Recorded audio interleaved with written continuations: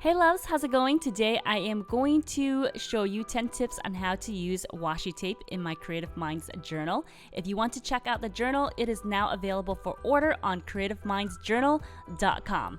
Link is also below this video. Now, if you are new to this and you're wondering, what is washi tape? Well, it is a decorative tape that you can use for craft making or decorating.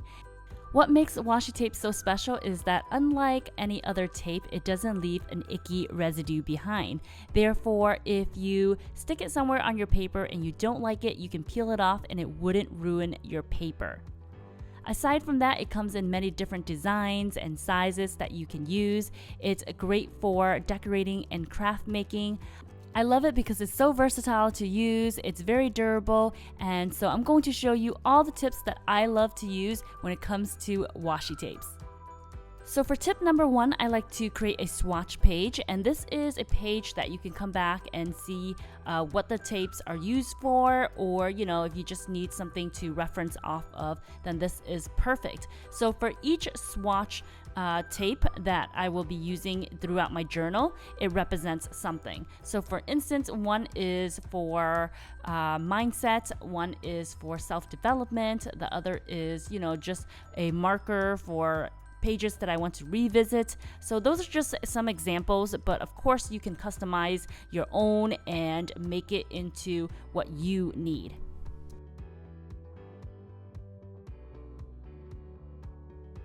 A fun and quick way to have your page stand out is to create a border with your washi tape.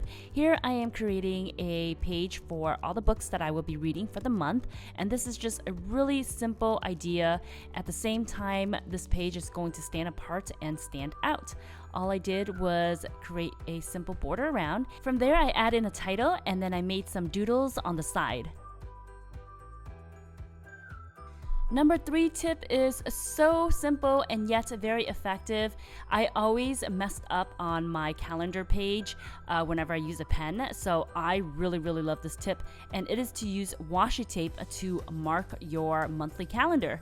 And if you have a vacation, you could just mark across the whole week, or you can mark one per block, whatever it is that you have going on, and then you can write on the washi tape at the same time.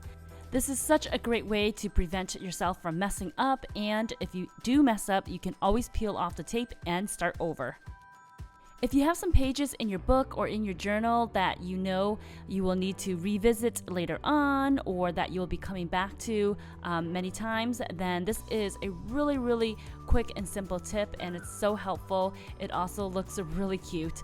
What I did here is that I cut off a piece of tape that is as long as the page, and then I wrap it around the side of the page just like so. And when you close your book, you can see where your tape is. That way it's convenient for you to go back and revisit the pages. So if you have a page that you want to come back to, this is another great tip to use your washi tape. This can be temporary, or you can leave it as is. So I like to take a piece of washi tape and wrap it around one of the corners of my pages. This just makes it so much easier to find the page in my journal. So whenever I need to come back, take a look at it, it's right there. If you want to create a label or a title, take a piece of washi tape and cut the ends any way you like it. You can make it decorative, you can make it look like a ribbon. Then with a pen, you can write down your title or whatever it is that you want to label. For number 7, we're going to make a bookmark. All you have to do is tear off a long piece of washi tape, wrap that around the end of a paper clip, and you want the sticky sides together. Take a pair of scissors and cut the ends to however way you like. Now you have yourself a bookmark that is easy to remove and use.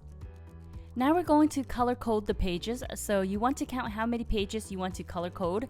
Then you want to cut out small little square pieces, have them ready, and then all you have to do is pick a spot where you want to color code and wrap the washi tape around your pages.